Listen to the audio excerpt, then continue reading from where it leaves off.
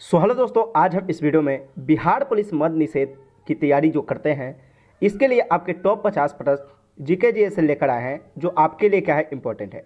दोस्तों 41 और 28 पोस्ट में जो भी क्वेश्चन बनेगा उससे रिलेटेड आपको संभावित प्रश्न लेकर आए हैं। तो दोस्तों वीडियो को पूरा देखेगा, वीडियो पर नए हैं तो वीडियो को प्यार से लाइक करके चैनल को सब्सक्राइब कर दीजिएगा।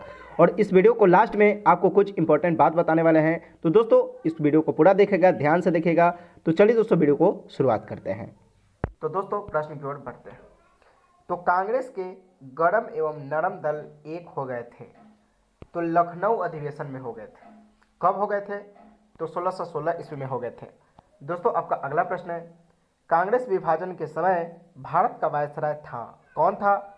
तो दोस्तों लॉर्ड मिंटो था। तो आपका राइट आंसर लॉर्ड मिंटो हो जाएगा। दोस्तों आपका अगला प्रश्न है कि गांधी जी दक्षिण अफ्रीका कब गए थे? तो गांधी जी दक्षिण अफ्रीका कब गए थे? तो दोस्तों 1893 ईस्वी में गए थे। तो आपका राइट आंसर 1893 ईस्वी हो जाएगा। दोस्तों आपका अगला नंबर प्रश्न यानी 4 नंबर प्रश्न कहता है कि गांधी जी अफ्रीका से भारत कब आए थे? तो जैसे क्वेश्चन आपको पूछे कि कब गए थे, तो आपको याद रखना है 1893 में, और कब पूछेगा कि कब आए थे, तो आपको 1915 आपको क्या करना है, याद करना है। यानी 1915 ईस्वी में भारत आए थे। कब से, कहाँ से आए थे? तो दक्षिण अफ्रीका से आए थे।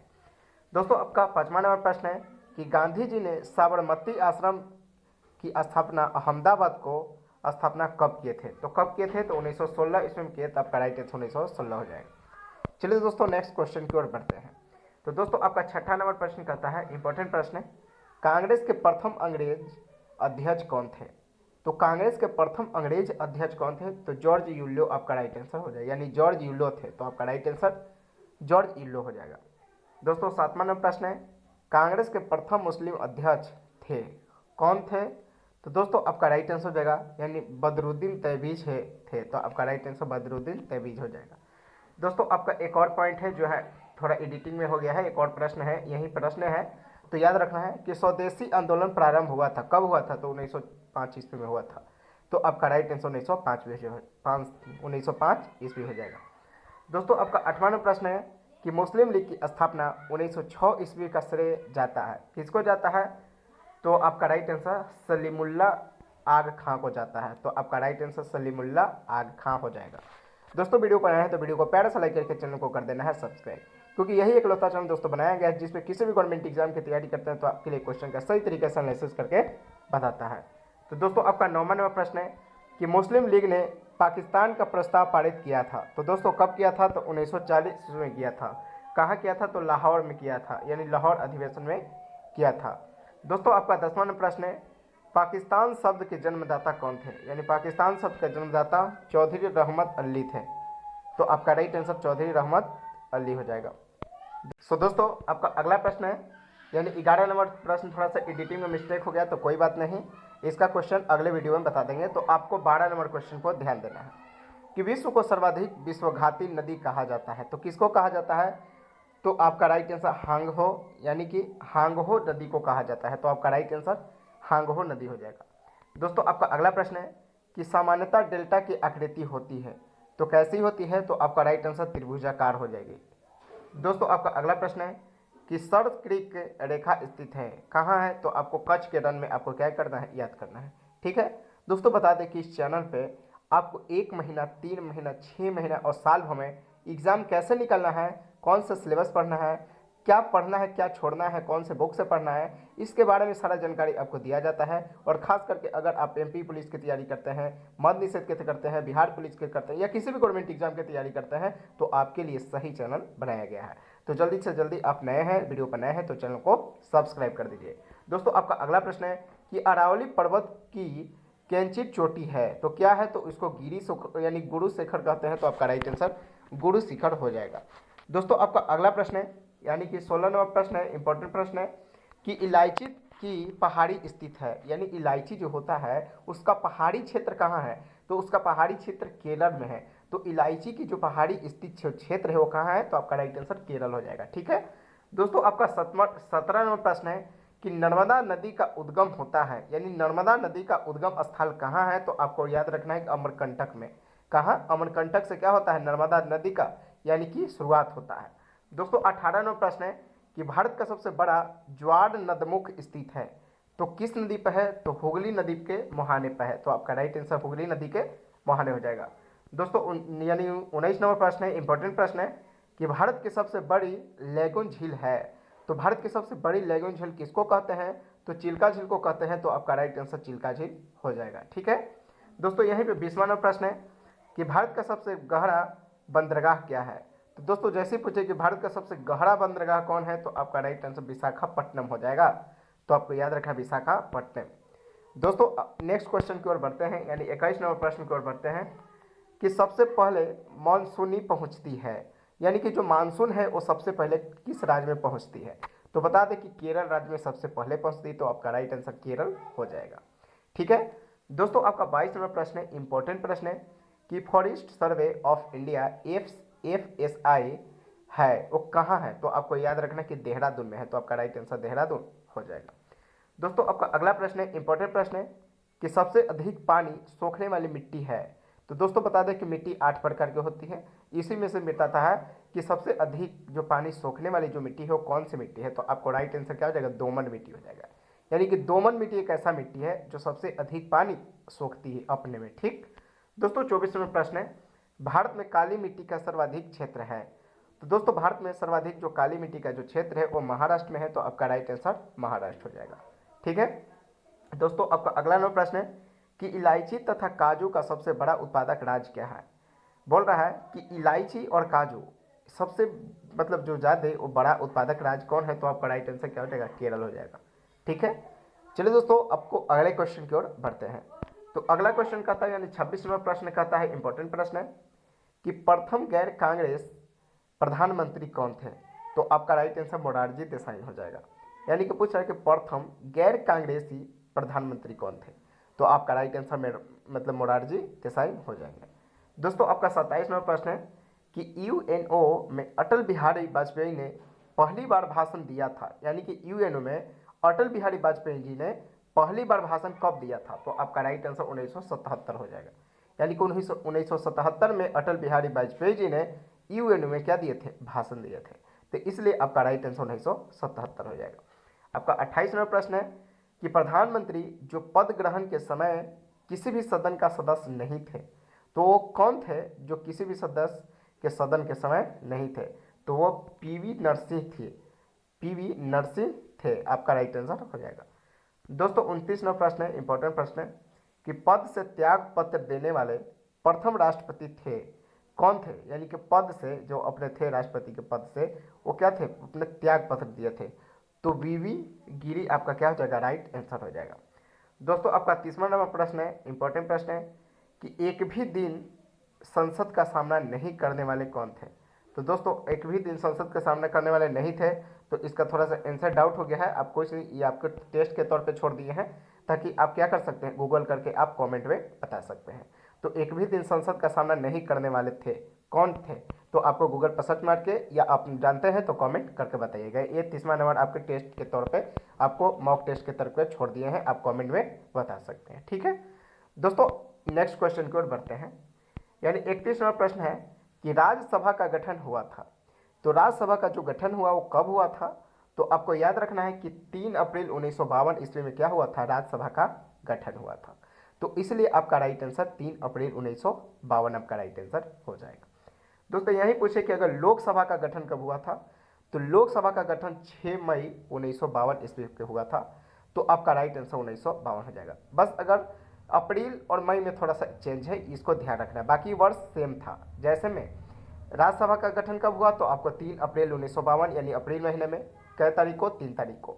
अगर लोकसभा का गठन पूछे तो 6 मई 1952 में, यानी कि यह भी 1952 का हुआ था, यह भी 1952 का हुआ था। यानी राज्यसभा का भी गठन 1952 में हुआ था और लोकसभा का गठन भी 1952 में हुआ था।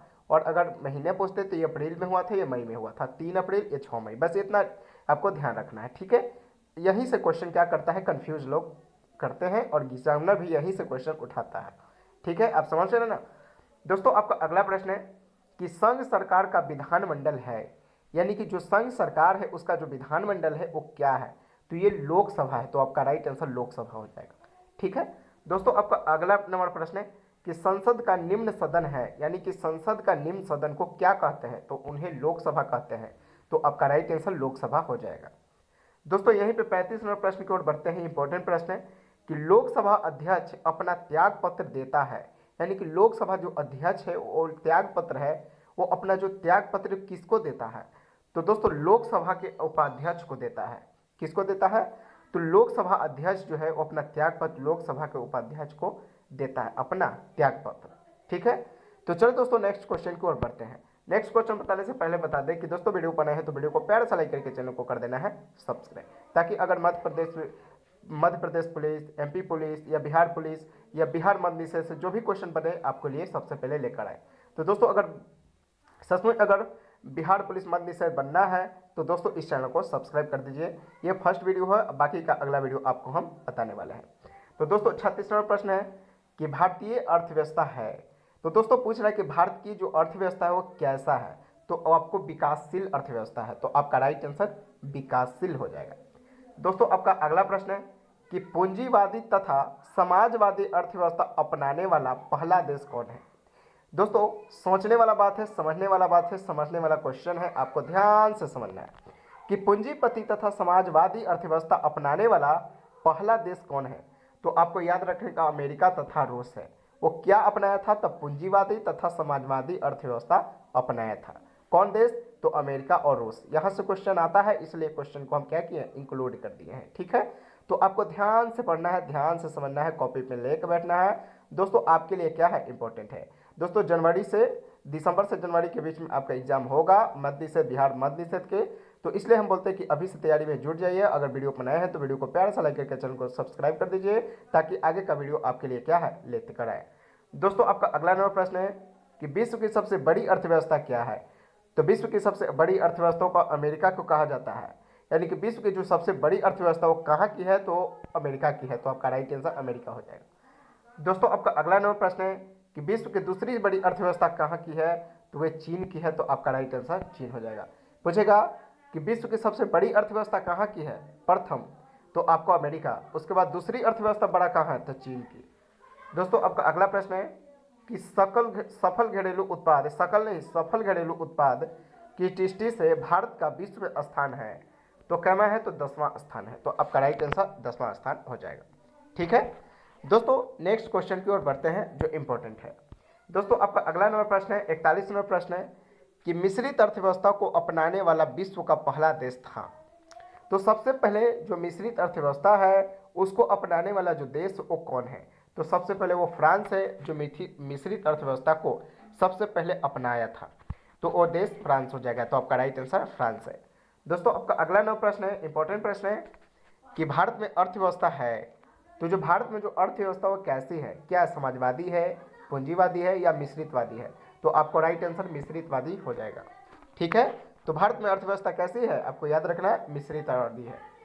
दोस्तों यहीं पर बता दें 43 नंबर प्रश्न, इंपॉर्टेंट प्रश्न कि मिश्रित अर्थव्यवस्था का अर्थ है, तो मिश्रित अर्थव्यवस्था का जो अर्थ है क्या है?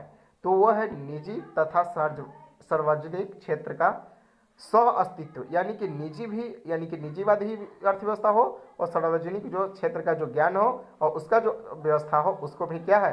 शामिल है, इंक्लूड, यानी कि दोनों शामिल है, इसलिए मिश्रित है। ठीक है दोस्तों, आपका अगला नंबर प्रश्न है 44 नंबर प्रश्न, इंपॉर्टेंट प्रश्न कि मिश्रित अर्थव्यवस्था का प्रारंभ कब हुआ था? तो मिश्रित जो अर्थव्यवस्था का जो प्रारंभ यानी शुरुआत हुआ वो कब हुआ? तो 1948 को हुआ, तो आपका राइट आंसर 1948 ईस्वी हो जाएगा। दोस्तों 45 नंबर प्रश्न कहता है, इंपॉर्टेंट प्रश्न है कि मानव विकास रिपोर्ट जारी करता है, यानी कि मानव विकास जो रिपोर्ट जारी करता है वो कब करता है? तो 1990 ईस्वी में किया था, तो आपका राइट आंसर 1990 हो जाएगा। चलिए दोस्तों नेक्स्ट क्वेश्चन की ओर बढ़ते हैं। आपका इंपॉर्टेंट प्रश्न है 46 नंबर प्रश्न है कि पित्त स्रावित होता है, तो जो पित्त है वो कहाँ से स्रावित होता है? तो आपका यकृत से, यानी कि लीवर से स्रावित होता है, यानी कि पित्त जो है निकलता कहाँ से है? यकृत यानी लीवर से निकलता है। दोस्तों आपका अगला नंबर प्रश्न है कि कौन सा गैस फूलों का रंग उड़ा देती है? तो एक क्लोरीन गैस जो है वो फूलों का रंग क्या करती है? उड़ा देती है। दोस्तों क्लोरीन को हमने Cl से सूचित करते हैं, ठीक है, आपको याद रखना है। दोस्तों आपका अगला नंबर प्रश्न है कि शरीर में मांसपेशियों की कुल संख्या कितनी है? तो शरीर में मांसपेशियों की कुल संख्या 639 है, तो आपका राइट आंसर 639 हो जाएगा। दोस्तों आपका अगला नंबर प्रश्न है, इंपॉर्टेंट प्रश्न है कि लाड़ में कौन सा एंजाइम पाया जाता है? तो लाड़ में दोस्तों टायलिन नामक एंजाइम पाया जाता है, तो आपका राइट आंसर टायलिन हो जाएगा। दोस्तों 50वां प्रश्न कहता है, इंपॉर्टेंट प्रश्न है कि कैंसर संबंधी रोगों का अध्ययन क्या कहलाता है। तो कैंसर संबंधी रोगों का जो अध्ययन है वो ऑन्कोलॉजी कहलाता है। तो आपका राइट आंसर ऑन्कोलॉजी हो जाएगा। ठीक है, तो दोस्तों इस तरह हमें जो भी 50 इंपॉर्टेंट क्वेश्चन बिहार पुलिस मद निषेध से जो बना वो लगा कि नहीं इंपॉर्टेंट है, वो एग्जाम में आने वाला है, स्वाभाविक है कि प्रश्न आएगा, तो हम दोस्तों आपको कराए हैं। दोस्तों बता दें कि वीडियो बनाए हैं तो वीडियो को प्यार से लेकर के चैनल को कर देना है सब्सक्राइब, ताकि आपको अगले बार से जो भी क्वेश्चन हम बताएं ताकि आपको समझ में। सो दोस्तों इस तरह से जो भी क्वेश्चन बना हम आपको बता दें। और सबसे पहली बात हम बता दें दोस्तों, अगर आप यहाँ तक वीडियो देख रहे हैं तो 1 मिनट और मेरा वीडियो को ध्यान से सुनिएगा, समझिएगा। दोस्तों इस वीडियो पर नए हैं ना तो वीडियो को सबसे पहले प्यार सा लाइक कीजिए, एक कमेंट कीजिए कि आपको वीडियो कैसा लगा और चैनल को सब्सक्राइब करिए। ठीक, और उसके बाद मेरा भाई सुनिए कि दोस्तों अगर आप किसी भी गवर्नमेंट एग्जाम की तैयारी करते हैं या किसी भी गवर्नमेंट एग्जाम, आपको हम ये नहीं बोल रहे हैं कि बिहार पुलिस मद निषेध या किसी भी, ये नहीं, ये मतलब इसको तो आप तैयारी करते हैं तो कोई दिक्कत नहीं है। आप भी यानी भारत का किसी भी गवर्नमेंट एग्जाम की तैयारी करते हैं ना तो आप इस चैनल को क्या कर सकते हैं, सब्सक्राइब कर सकते हैं। क्यों? क्योंकि इस पे 1 महीना, 3 महीना, 6 महीना और साल में हमें कैसे एग्जाम निकालना है, कौन से सिलेबस पढ़ना है, कितना सिलेबस पढ़ना है, सिलेबस को पढ़ के जाना है या सिलेबस से कैसे पढ़ना है, सिलेबस से हट के पढ़ना है, सिलेबस से नहीं पढ़ना है, और कौन से पढ़ना है, कौन नहीं पढ़ना है, क्या छोड़ना है, इसके बारे में आपको बताता है और इम्पॉर्टेंट टॉपिक बताता है, और एग्ज़ाम से पहले का इम्पॉर्टेंट टॉपिक और आपको कैसे तैयारी करना है, कौन से बुक से पढ़ना है, इसके बारे में आपको जानकारी देता है। तो दोस्तों अभी से बोलते हैं कि दोस्तों वीडियो बनाए हैं तो वीडियो प्यारा सा लाइक करके चैनल को कर दीजिए सब्सक्राइब, ताकि आगे चल के जो भी क्वेश्चन बनेगा वो आपके लिए क्या करके लेकर आएंगे।